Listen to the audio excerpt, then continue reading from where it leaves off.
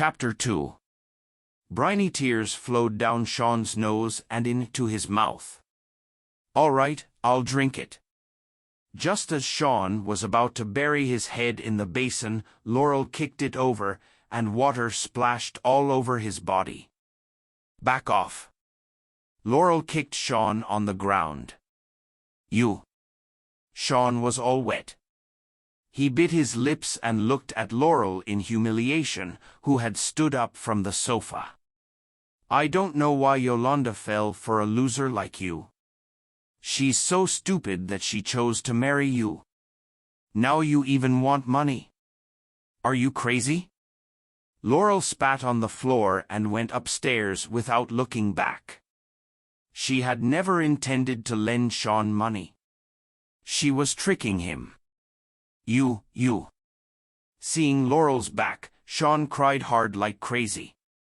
His brain was in a buzz because of her humility. Action. However, there was nothing he could do. Sean stood up and called Yolanda several times, but she didn't pick it up. He could only ask his aunt and uncle for help. Sean went to a high-end community in County Kew.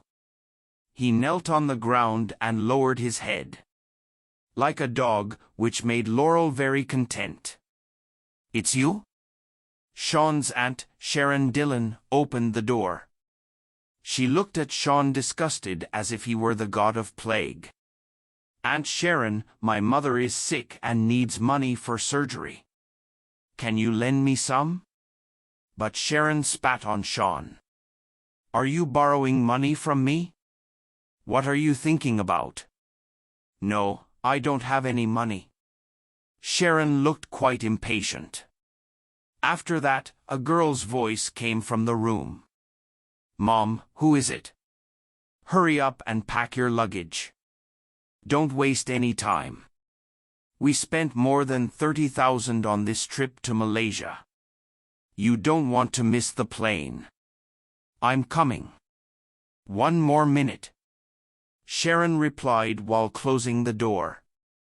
"Aunt Sharon, my mother is your sister. You watch her suffer?" Sean's eyes were filled with grief and anger. The door was tightly shut. Afterward, Sean went to his uncle's place. "What? Borrow money?" "No, I don't have that kind of money." His uncle immediately closed the door.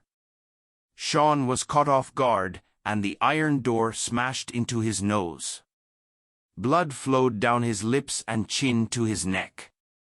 He was wearing a black and white jade pendant in the shape of 8 trigrams.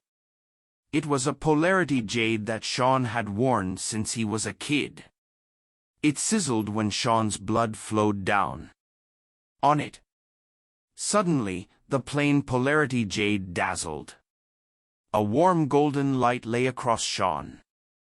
At the same time, huge information crowded into Sean's mind with the golden light. Astronomy and geography, encyclopedia of all things, Taoism, magical medicine. Sean's head almost exploded. It took him.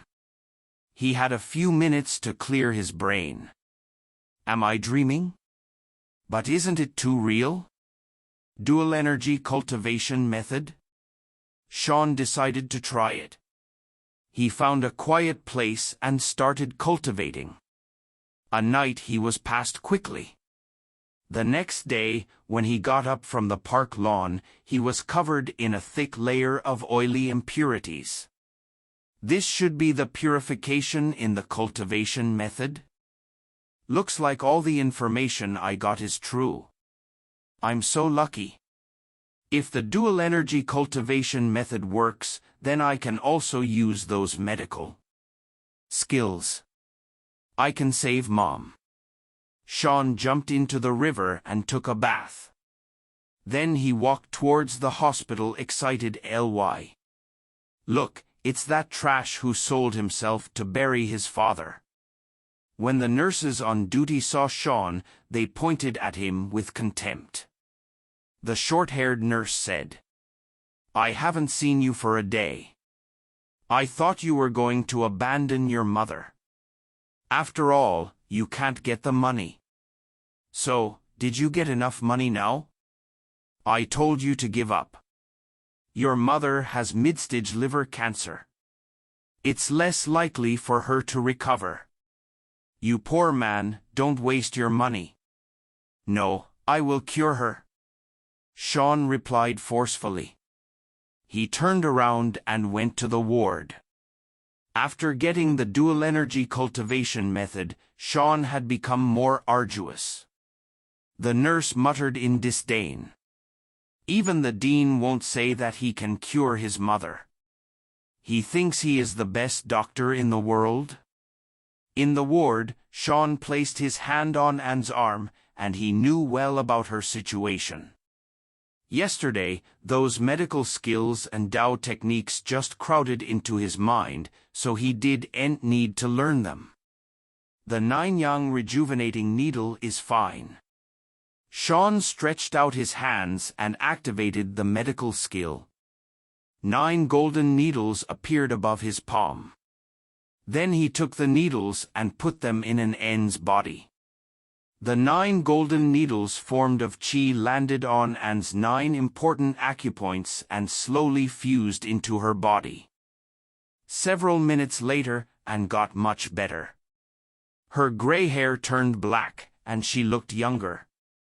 When Anne opened her eyes, the 9 golden needles had fused into her body. That's great. Sean was so excited that he became a firm believer in the effects of the polarity jade. The short-haired nurse who had mocked Sean was stunned when Sean and Anne walked out of the ward. She's all better? It's impossible.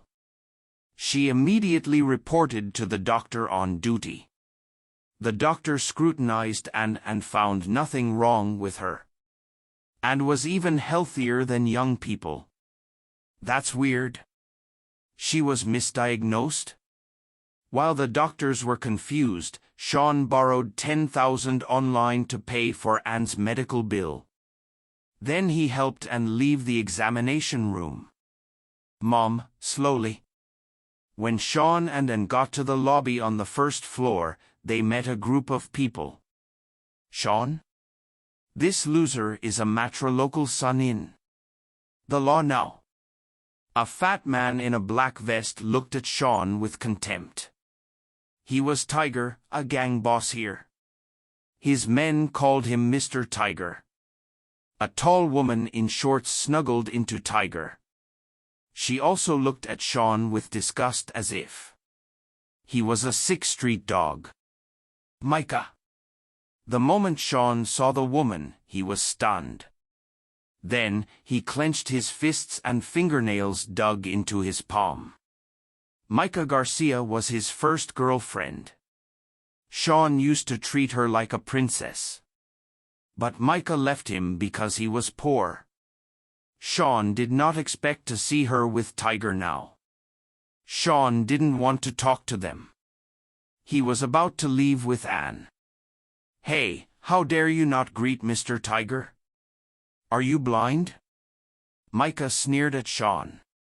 Boy, I felt bothered. Kneel and apologize. Tiger narrowed his eyes and looked at Sean with disdain. Sean, I know it's not difficult for you to do it. You've knelt before. And you wouldn't want to cross Mr. Tiger. It'll be nice if you just kneel and apologize. Micah lit a cigarette and said in a cold voice. Sean looked at her. He couldn't believe that she said that. Mr. Tiger, Sean doesn't know it. I can apollo. Gaze to you. Please let us go. And pulled Sean and said nervously. All right, kneel and kowtow. Then I will accept your apology.